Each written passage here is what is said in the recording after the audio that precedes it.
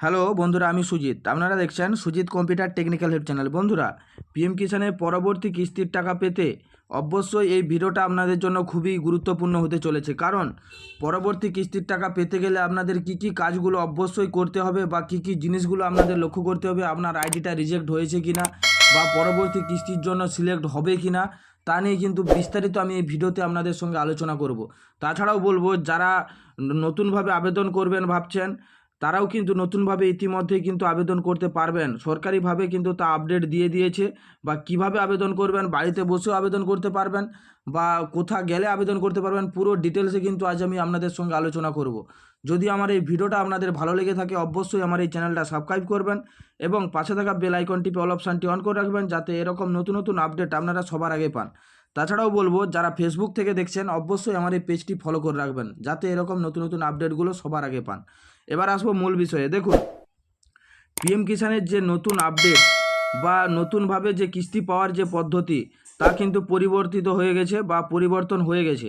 তা আপনাদেরকে আইডিগুলো, আপনার যে আইডিটা টাকা পেয়েছেন তারপরেও আপনার আইডিটা ঠিক রয়েছে কিনা পরবর্তী কিস্তির জন্য, তার জন্য কি করবেন, তার জন্য আগে কিন্তু আপনাদেরকে ইকেওয়াইসিটা চেক করে নিতে হবে। কারণ সরকারের তরফ থেকে ইকেওয়াইসিটা কিন্তু মাস্ট বা বাধ্যতামূলক, মানে প্রত্যেক কিস্তি পাওয়ার পরে পরেই কিন্তু এটা চেক করতে হয় প্রত্যেককেই। তাই আমি বলবো ইকেওয়াইসিটা কিন্তু চেক করবেন। হ্যাঁ, আগেই বলি, এই ওয়েবসাইটে আপনারা আসবেন কিভাবে। তার জন্য আপনাদেরকে গুগলে একটা পেজ নিয়ে নিতে হবে। আমি প্রথম থেকে একবারে খুঁটিনাটিভাবে দেখিয়ে দিচ্ছি। তারপরে দেখুন, পিএম কিষাণ লিখে সার্চ করবেন। পিএম কিষাণ লিখে সার্চ করলে আপনাদের সামনে কিন্তু এরকম একটা ইন্টারফেস অন হবে। তারপরে প্রথমের যে অপশানটা রয়েছে পিএম কিষাণ সম্মান নিধি, এই অফিসিয়াল ওয়েবসাইটে কিন্তু আপনাকে ক্লিক করে দিতে হবে। এখানে কিন্তু আপনারা চলে আসবেন, এই ওয়েবসাইটটাতে চলে আসবেন। এই ওয়েবসাইটটা আমি তাও লিঙ্কে, মানে আমার ভিডিও ডেসক্রিপশন লিঙ্কে দিয়ে দেবো। সেখান থেকে কিন্তু আপনারা এইটা ক্লিক করলে এই পেজে ডাইরেক্ট চলে আসবেন। তারপরে দেখুন, এখানে ইকেওয়াইসি যে অপশানটা রয়েছে, এখানে দেখুন প্রথমের যে অপশানটা রয়েছে সেটা আবার আমি আপনাদেরকে বলে দিই, নিউ ফার্মার রেজিস্ট্রেশন।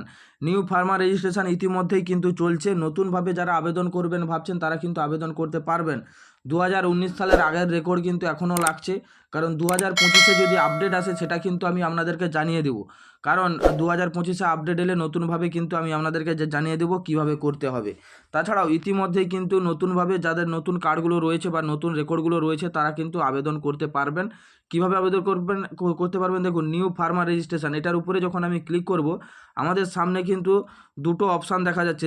দেখুন, রুরাল ফার্মার রেজিস্ট্রেশন আর উরবান ফার্মার রেজিস্ট্রেশন, এই দুটো জায়গার মানুষ কিন্তু আবেদন করতে পারবেন। কারণ বেশিরভাগ ক্ষেত্রে রুরালরা কিন্তু চাষিবাসি হয়ে থাকে, তারাই কিন্তু এখানে আবেদনগুলো বেশি মাত্রায় করতে পারবেন। তাছাড়াও বলবো, এখানে ডাইরেক্ট অফিসিয়াল ওয়েবসাইট থেকে কারা রেজিস্ট্রেশন করতে পারবেন, যাদের মোবাইলের সাথে আধার কার্ডের সাথে মোবাইল লিঙ্ক থাকবে, তারাই কিন্তু এখান থেকে শুধুমাত্র আবেদন করতে পারবেন। লিঙ্ক না থাকলে, আধার কার্ডের সাথে মোবাইল নাম্বার লিঙ্ক না থাকলে, তারা কিন্তু পিএম কিষাণ বাড়িতে বসে করতে পারবেন না। বাড়িতে বসে করার পদ্ধতি কিন্তু আমি অনেক আগেও দেখিয়েছি। আজকে কারো যদি প্রয়োজন হয় আমাকে কমেন্ট করবেন, আমি আরও একবার বলে দেবো, বা আমার চ্যানেলে গেলে ভিডিও পেয়ে যাবেন বাড়িতে বসে কীভাবে করবেন। তাছাড়াও আপনারা যে কোনো সিএসসি সেন্টারে গেলে আপনাদের এই রেজিস্ট্রেশনটা কিন্তু হয়ে যাবে।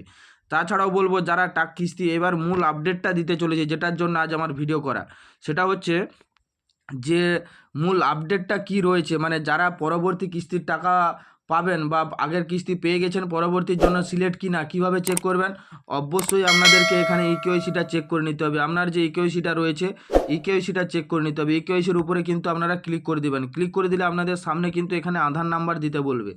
এই আধার নাম্বারটা দিয়ে সার্চ করে দিলে আপনাদের যদি ইকেওয়াইসি ডান দেখায়, তাহলে কোনো সমস্যা নেই বা কোনো টাকা পেতে আপনাদের কোনো সমস্যা হবে না। ইকেওয়াইসি কেন করে, এটাই সবার জানার প্রয়োজন। কারণ ইকেওয়াইসি অনেকের ফেল্ড করে এই কারণেই যে সেই ব্যক্তিটা জীবিত কিনা, সরকারের তরফ থেকে ফেল্ড করে দেয় অটোমেটিক। জীবিত থাকলে সে কিন্তু অবশ্যই ইকেওয়াইসিটা কমপ্লিট করবে, আর যদি মৃত থাকে তাহলে কিন্তু সেই ইকেওয়াইসি কমপ্লিট করতে পারবে না, তাহলে তার টাকা সরকার থেকে ছাড়া হবে না। হ্যাঁ বন্ধুরা, এই জন্যই কিন্তু এই ইকেওয়াইসি সিস্টেমটা চালু করেছে সরকারের তরফ থেকে। হ্যাঁ বন্ধুরা, তাই বলবো ইকেওয়াইসিটা কিন্তু প্রতিনিয়ত প্রত্যেকবার কিস্তি পাওয়ার পরেই কিন্তু আপনারা চেক করে নেবেন। কারণ যখনই টাকা প্রসেসিং শুরু হবে তার আগেই কিন্তু আপনাদেরকে ইকেওয়াইসিটা কমপ্লিট করে দিতে হবে, নাহলে কিন্তু টাকা পেতে সমস্যা হবে আপনাদের। এটা আমি সাফ জানিয়ে দিলাম। তারপরে কি রয়েছে, তারপরে একটা আপডেট রয়েছে, সেটা হলো আপনার যে স্ট্যাটাসটা কী শো হচ্ছে সেটা আপনারা কিভাবে চেক করবেন। দেখুন উপরের দিকে স্ক্রল করে তুলবেন, তোলার পর এইখানে দেখুন, এইখানে একটা জিনিস সিস্টেম রয়েছে যে নো ইওর স্ট্যাটাস। এই নো ইওর স্ট্যাটাসের উপরে ক্লিক করে দিলে আপনাদের সামনে কিন্তু এরকম একটা ইন্টারফেস অন হবে। তারপরে নো ইওর রেজিস্ট্রেশন নাম্বার, আপনাদের যে রেজিস্ট্রেশন নাম্বারটা কিন্তু আপনাদেরকে এখানে দিতে হবে। যাদের রেজিস্ট্রেশন নাম্বার জানা নেই তারা কিন্তু এই নো ইওর রেজিস্ট্রেশন নাম্বারের উপরে ক্লিক করেই কিন্তু করতে পারবেন।